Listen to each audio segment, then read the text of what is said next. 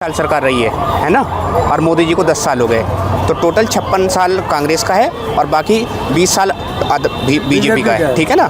तो एक तो शंका ये है कि लोग ये कह देते हैं कि 70 साल हो गए कांग्रेस को, तो अगर हम 70 साल कांग्रेस को कह देते हैं तो इसका मतलब हमने बीजेपी के भी 3 साल मोदी जी के भी काउंट कर लिए उसमें, है ना। पहली बात तो ये है। और दूसरी चीज़ ये है कि बीजेपी के ही एक पूर्व प्रधानमंत्री थे पंडित अटल बिहारी वाजपेयी, उन्होंने सदन में सपना जो मोदी जी उन्होंने सदन में ये चीज़ कही थी कि मैं सदन में ऑन रिकॉर्ड ये चीज़ कही थी कि मैं उन लोगों में से नहीं हूँ जो पिछले 50 साल के कामों में पानी फेर दे।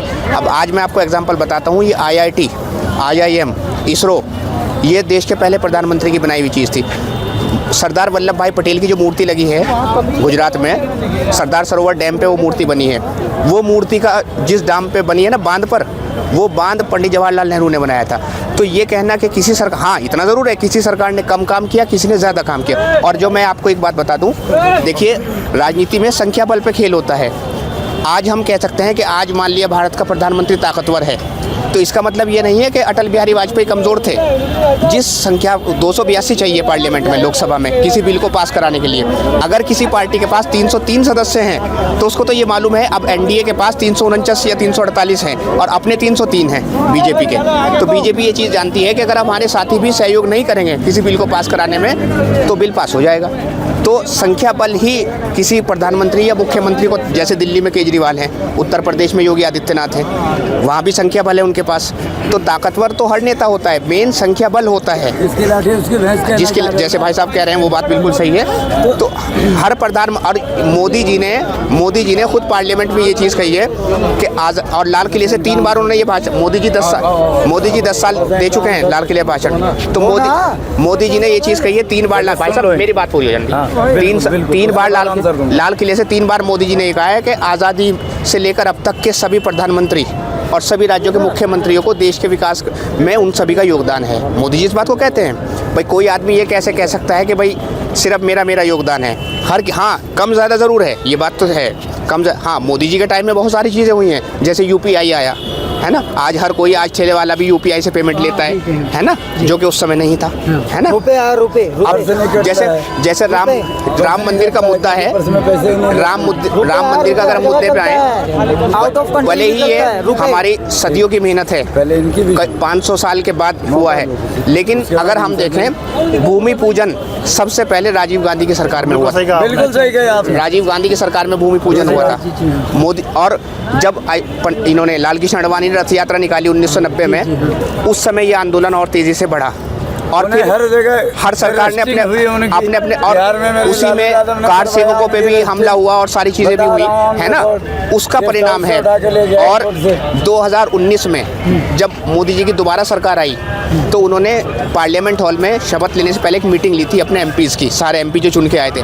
तो उन्होंने ये कहा था मोदी जी ने कि आज जो हम यहाँ पहुँचे हैं 303 पर, ये एक दिन की मेहनत नहीं है। 1951 में जो जनसंघ बनी थी और 80 में भाजपा बनी थी, और पहले इलेक्शन में 84 में जब राजीव गांधी चुन के आए थे तो उनके पास 400 प्लस सीटें थी,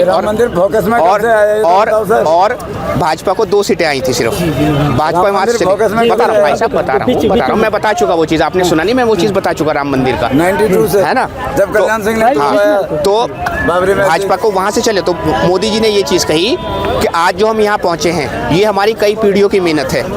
तो अगर कोई आज का यूथ ऐसा है सर, 2000, आप भी जानते हैं, आप मीडिया के आदमी हैं, मैं भी एक मीडिया परिवार से ताल्लुक़ रखता हूँ, पेशे से टीचर हूँ। 2014 के बाद से एक यूनिवर्सिटी आई है नई मोबाइल में, जिसको व्हाट्सएप यूनिवर्सिटी कहते हैं, जिसमें कुछ ऐसी चीज़ें शेयर की जाती हैं जो फैक्ट से दूर की होती हैं। आज का जो यूथ है वो शायद ये समझता है कि देश में जो कुछ भी हो रहा है वो 2014 के बाद हो रहा है। तो क्या 2014 से पहले आम आदमी रोटी नहीं खाता था? सब कुछ था, है ना।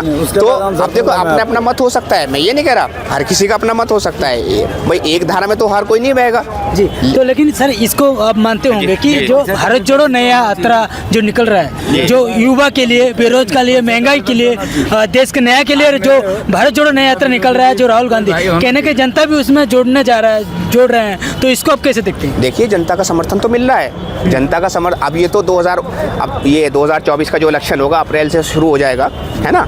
तो वो तो अब जनता 142 करोड़ देशवासी डिसाइड करेंगे कि हमें किसे चुनना है या उनके लिए कौन सही है ना। और राजनीति में कई बार ऐसा हो जाता है राजनीति में कि जो सारे चैनल जो चीज दिखा रहे हैं, सारा मीडिया जो चीज दिखा रहा है, कई बार उलटफेर हो जाता है राहुल बाबा तो कहते हैं कि सारे मीडिया वाले लेकिन को संभावनाएं व्यक्त कर सकते हैं कि भाई फला आदमी आएगा या फला की सरकार आएगी, फला पार्टी चलेगी, लेकिन 100% तो उसी दिन पता चलेगा जिस दिन चुनाव परिणाम आएगा। नाम तो एक ही होगा। तो लेकिन आपको क्या देखते हैं चुनाव का परिणाम एक ही होगा। अभी ये भी माना जा रहा है कि जो राहुल गांधी जो भी कर रहा है न्याय यात्रा के लिए जो निकल रहा है, जो न्याय के लिए निकल रहा है, कहीं ना कहीं राहुल गांधी का ही जीत होगा माना जा रहा है। कहीं नहीं होगा। नहीं, ये तो नहीं कहा जा सकता कि राहुल गांधी की अभी जीत होगी या कि जो अब सरकार है वो हार जाएगी, ये तो नहीं कहा जा सकता है। लेकिन अब राहुल गांधी अपने मेहनत कर रही है, कांग्रेस पार्टी, हर किसी को हक है विपक्ष में हर किसी, कोई भी जो विपक्ष होता है। देखिए एक बात होती है, मैं जिस चीज़ को सही करूँ जरूरी नहीं आप मेरे अपोजिट हैं तो आप भी उसे सही कहेंगे, हो सकता है आपको वो चीज़ ठीक न लगे। तो अब जैसे दुकानदार होता है, दो दुकानदार फल बेच रहे हैं, है ना, अब दोनों सेम फल बेच रहे हैं, हो सकता है कस्टमर इधर पूछ कर ले उधर से। तो अब ये तो चुनाव भैया जो सस्ता देगा उसके पास पब्लिक बताएगी कि अब जैसे मैं आपको एक चीज़ बताऊं, जैसे रेवड़ी कल्चर है, एक बड़ा हॉट टॉपिक है रेवड़ी कल्चर। सुप्रीम कोर्ट ने बहुत कुछ उस पर कहा और ये सब। दिल्ली सरकार अगर कोई चीज़ बिजली पानी, देखो मैं एक चीज़ मानता हूँ, आप भी शायद सहमत होंगे कि एक गरीब के लिए, एक आम आदमी के लिए, मैं एक आम आदमी हूँ, तो मुझे बिजली पानी फ्री मिले या राशन मिले वो मेरे लिए अच्छा होगा या कोई फ्लाईओवर बने। कहाँ से मिल रहा है ये तो बताओ। जब मेरे पास इस तरीके से काटा जा रहा है भाई साहब सुन तो लीजिए, बीच में मत टूको। फिर आप बोलोगे मैं नहीं बोलूँगा फिर बीच में। देखिए जो एक गरीब आदमी होता है, अगर उसको बिजली पानी फ्री मिल जाए, है ना, वो उसके लिए ज़्यादा हितकर होता है। अब जैसे एक पेपर में, समाचार पत्र में एक फ़ोटो दिखाया, एक गरीब बच्चा झुग्गी झोपड़ी का, और वो हाथ सेक रहा है सर्दी के मौसम में, उस पर पूरे कपड़े भी नहीं हैं। तो उसमें बताया कि इसको क्या चाहिए, ये चीज़ चाहिए, और लास्ट में लिखा था कि यार 2 वक्त की रोटी, तो इसको 2 वक्त की रोटी चाहिए। ठीक है, तो वो जी अब जब वो दिल्ली सरकार ने उसको दिया था तो शायद बहुत चीज़ें कही गई थी कि भाई ये है वो रेवड़ी कल्चर को बढ़ावा मिल रहा है ये सब। लेकिन बाद में फिर केंद्र सरकार ने जब राशन दिया, कोविड तो नहीं है अब 80 करोड़ को जो उन्होंने देने का ऐलान किया है, 5 साल तक मिलेगा 80 करोड़ को राशन। तो वो राशन जो मिल रहा है वो जनता की मदद है। तो अब अगर कोई इसको ये कह दे तो रेवड़ी है, लोगों को आलसी बनाए, ऐसा कुछ नहीं है। हर सरकार सोचती है, लेकिन क्या होता है कि हमारी विचारधारा जिससे मैच खाती है, वो कहते हैं कि भाई हम करेंगे तो वो लीला कहलाएगी, दूसरा करेगा तो कुछ और कहलाएगा। तो चीज़ ये होती है, बाकी तो अब जनता बताएगी कि किस तरफ। तो क्या लगता है कि अभी इस चीज़ों से कहीं ना कहीं जो राहुल गांधी जो युवा यात्रा से क्या लोकसभा जो 2024 लोकसभा क्या उसमें जीतने जा रहे हो? देखिए ये तो कहना मुश्किल है, लेकिन हाँ सीट्स बढ़ने की उम्मीद है, सीटें बढ़ेंगी। लेकिन अब वो सीटों का आंकड़ा, जादुई जो आंकड़ा है 282, वहाँ तक वो पहुँच पाएंगे या गठबंधन के साथ पहुँचेंगे या नहीं पहुँच पाएंगे, ये तो इलेक्शन का परिणाम वाले दिन में। लेकिन हाँ जब चुनाव होंगे, चुनाव लोकसभा में जो कई फेजेज में होते हैं, बोलोगे तभी तो होगा। 7-8 फेजेज के जो चुनाव, दूसरा तीसरा फेज बता देगा चुनाव का। और जब एनालिसिस आएंगे, है ना, एग्जिट पोल्स वगैरह आएंगे, वो सब जब पता चलेगा। लेकिन हाँ सीट्स बढ़ेंगी, अब इनको चांस दो इनको।